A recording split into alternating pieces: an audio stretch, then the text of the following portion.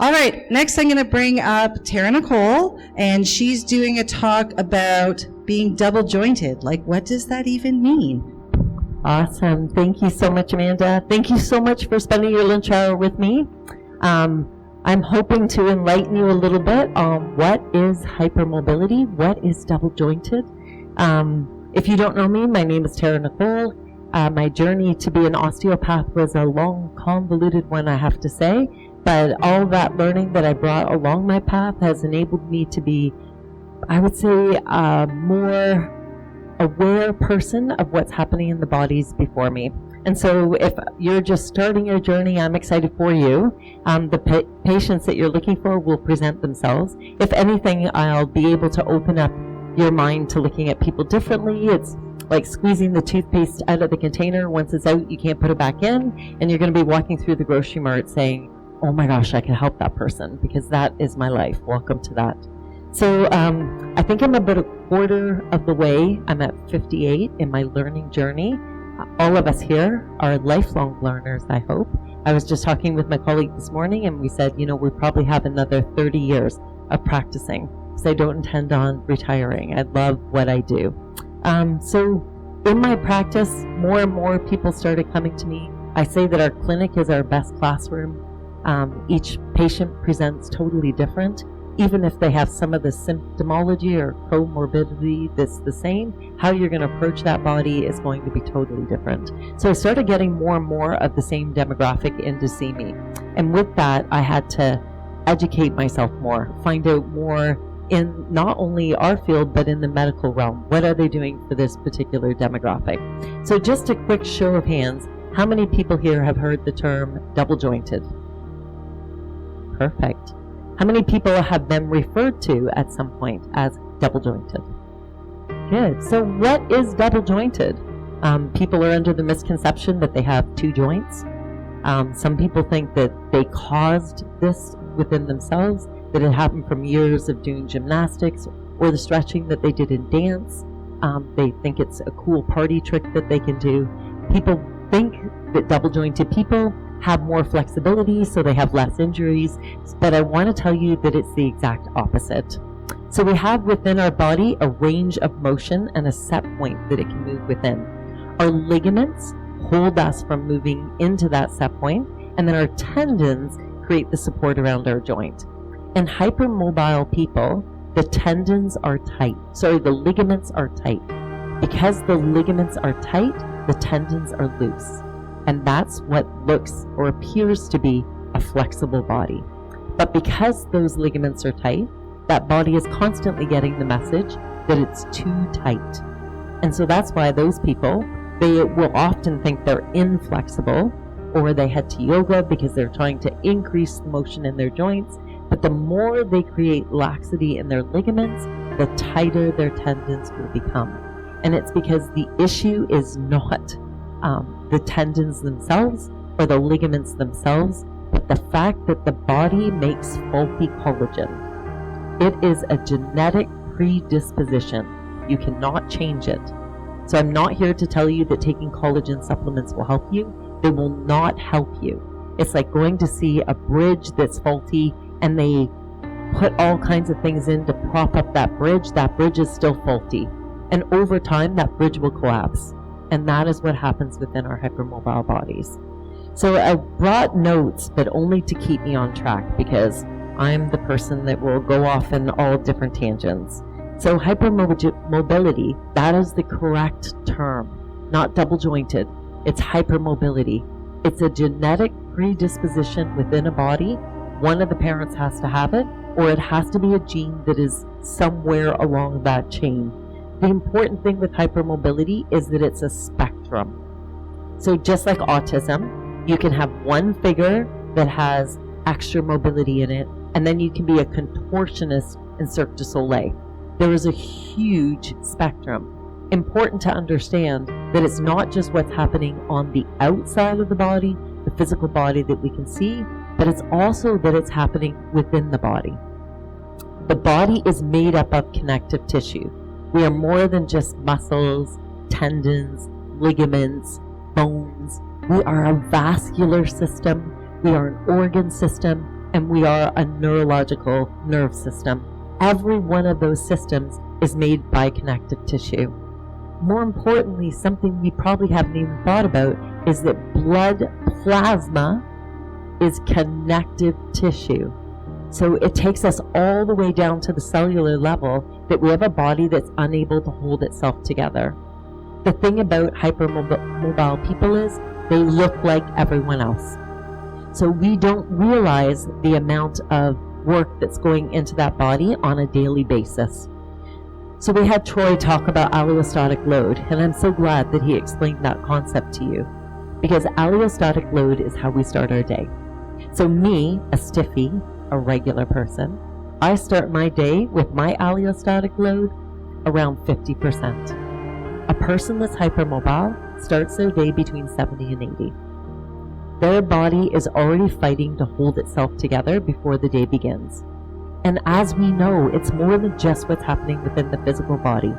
If I have a body that's struggling to hold itself together, I also have an emotional body that's struggling to hold itself together. It is a proven fact, and you can check the research. A person with hypermobility, wherever they fall on the spectrum, has a larger amygdala than the regular population.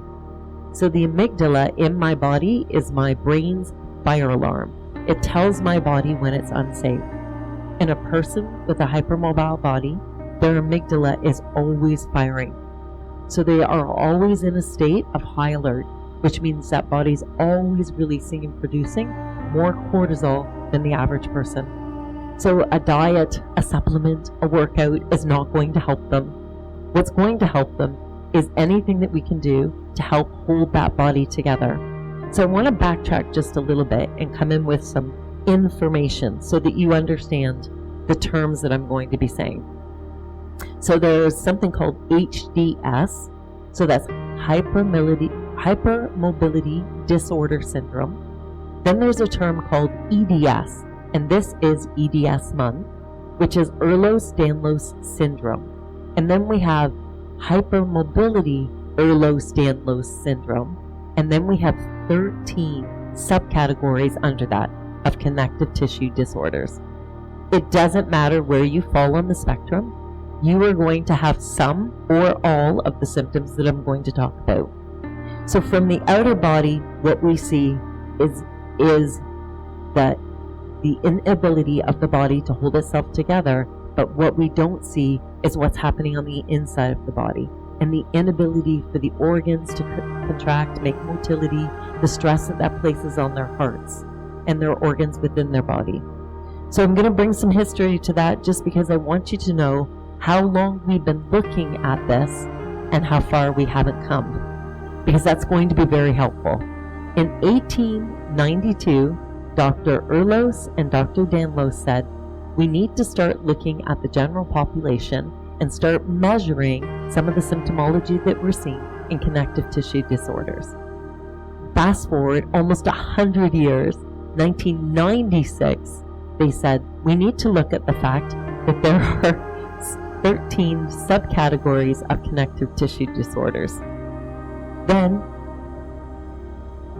So we categorized it then from 1 to 13, and then research started to advance all the way to 2016. In 2016, we said there is a general population that is hypermobile, and we need to look at the genetic disposition of that. And so in 2017, there were papers printed in the American Medical Journal saying that we have hypermobile people, we have 13 different subcategories, and we also have a genetic predisposition that gives us 6 specific genes that present themselves within our hypermobile population. What does that mean? That means there is no cure. That means it is a genetic disorder. So trying to facilitate healing within these bodies means we need to give them education. Education is what's going to move them forward. So in 2023, they started to collect data. And so we know how long it takes from collecting data to having research papers that we can actually go back and refer on to. So I'm going to tell you about my own clinical research, because after seeing hundreds of patients with some form of hypermobility, when they come to see me, I have to tell you the amount of relief I've been able to give them in educating them in being able to help themselves.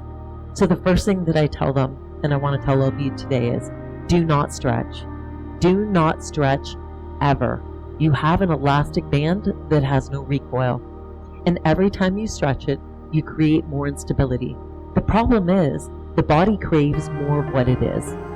So we've heard it mentioned time and time again from all the therapists that are here that we all spend our life like this. Yes, driving our cars, eating our foods, sitting at our desks, watching TV, even jogging, walking. Everything that we do is in this position. So what ends up happening over time in our hypermobile patients is that their body becomes stiff and rigid in the position that it likes to hold for stability purposes. So because I spend my whole life like this, if I want relief, what do you think I do? I do this, yes? Further into what I am. What should I do? Yes, this. But I don't do this because that doesn't feel good. It feels good to do this.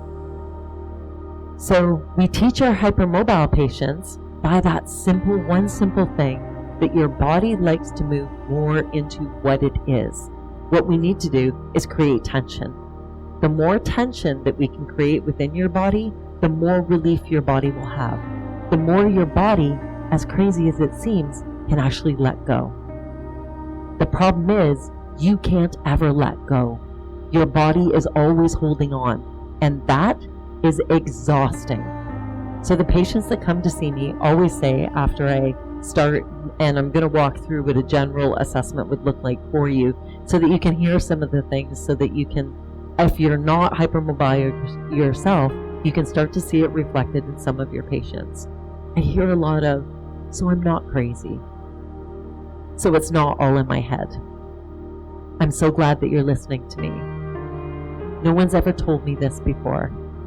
And so in empowering them to move forward, and I get a lot of, can I bring my spouse?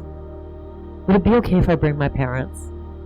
Can you explain this to the people in my family so that they understand that when I say that I'm tired, I am actually exhausted. I know I look normal, and I know I haven't done more than anybody else in today, but I feel more tired. Can you let them know that I'm just not lazy? That I'm not overweight because I can't move, because I'm not lazy, but because my body's not making the right amount of collagen? So that creates the lack of smooth and lean muscle within my body, which is why I feel fluffy, that it doesn't matter how many diets I go on and how much working out that I do, my body never changes. Can you tell my family this? Because they just think I'm not moving enough, or I'm just not exercising enough, or because I'm really skinny, people don't understand that I'm so tired, because they think, oh, you're so thin, you look great, but I feel fluffy and I can't build lean muscle. So all of these to say, it is a genetic predisposition. No amount of taking collagen is going to fix that, and no amount of taking glucosamine. There are great sites on the internet, thank heavens for that, and EDS is getting more awareness now. And it's not because it's the fad of the week, like people think tongue ties are. It's because we're talking about it, because we understand it more. And thank heavens, let's keep that conversation going. So I want to start with a generalization of what happens when a patient comes to see me that doesn't know that they're hypermobile. So they typically come in, they say to me, oh, I have like a low back pain that won't move here. It kind of goes side to side. Yeah, I feel exhausted most of the time. My shoulders are really achy. My jaw clicks when I open it. I tend to have migraines.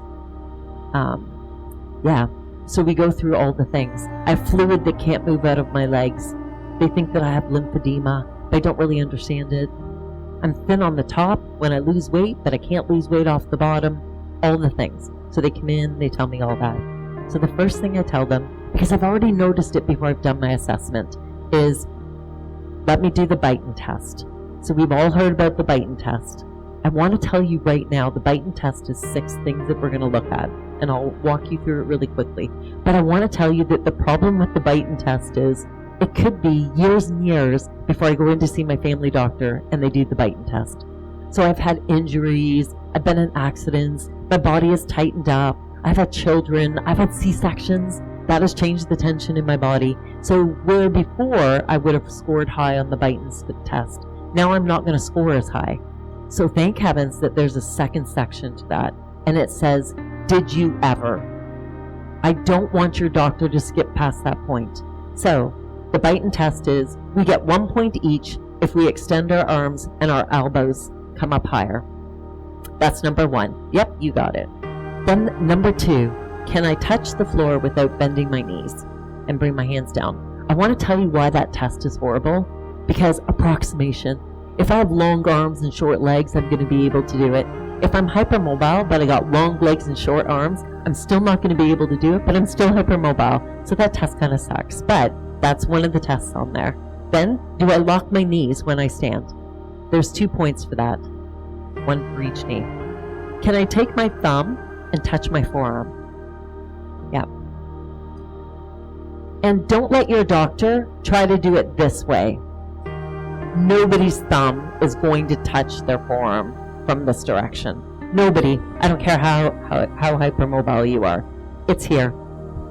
I've had to send that picture to my patients so they can send it to their doctors so their doctors are doing the test correctly. And in all fairness, your doctor is not a physiotherapist. The sheet that they're printing off is one that's international. It's from the EDS website. So they print it off. They are supposed to go through this for your history so that they can send you for free genetic testing, free physiotherapy, and free mental health counseling. Why? Because as an international society, we are trying to gather information from people that are hypermobile. 23% of Canadians, and I don't know what your number here is in the States, 23% of Canadians are hypermobile as of 2024. We were just starting to collect data, so I don't know how many people would be considered to be hypermobile from the state. Remember I said, even if you only have a small proportion of hypermobility, it means you carry the gene. So that means that what's happening on the inside of you doesn't have good motility. So people that are hypermobile can have, and comorbidities are listed to, PCOS, endometriosis, migraines, TMJ disorder,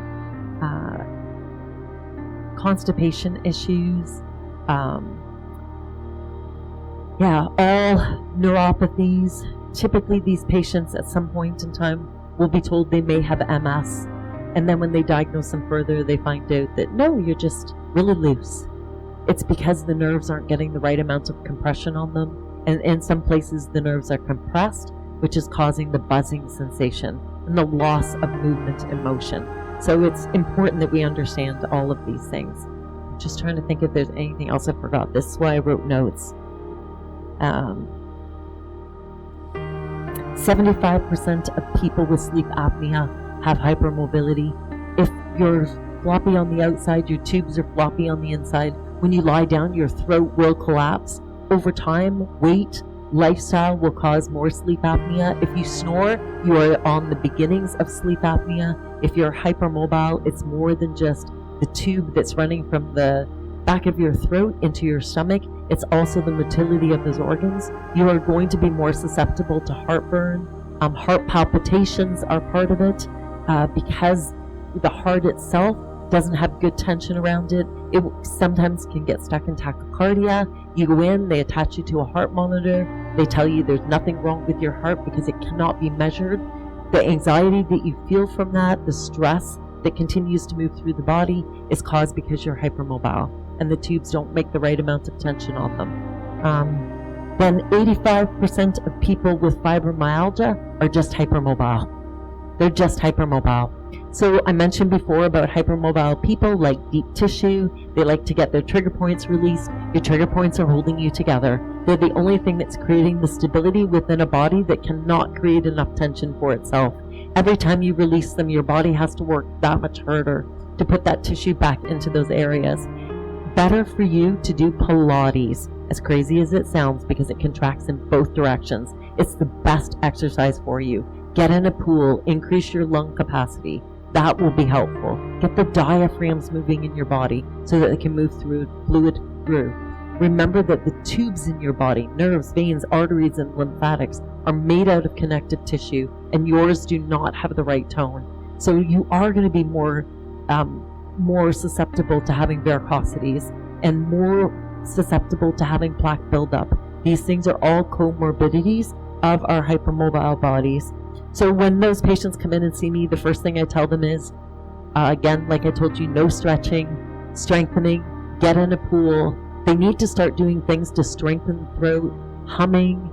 We have a nervous system, humming, singing. Or am I done? Okay, one sec. Just let me read this keep last talking. page. I'm just sitting next to you. Yeah, the last page. All right, so we need to educate our patients so that they can go back and educate their healthcare providers. I want to be fair to doctors. They are on the side of learning this as well. So our patients can educate their doctors too. There's a paper that they need to print off on the EDS site. The EDS site is an international site. Your patient can print off your client can print off the sheet and take it to their doctor. They just need to fill it out and stamp it. As soon as it goes through, they can put them in for all the other things that they're allowed for.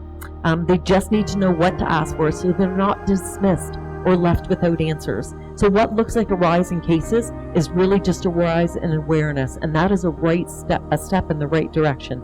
We don't have to have all the answers or all the resources. We just have to start directing them in the right places to go. So let's keep speaking up so that no one has to suffer in silence. And how appropriate I said that I'm sharing this during EDS month.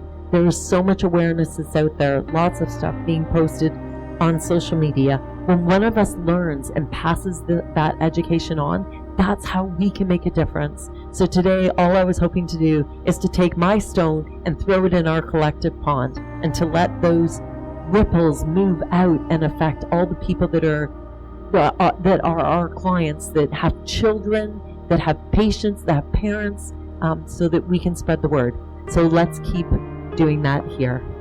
Thank you so much for listening.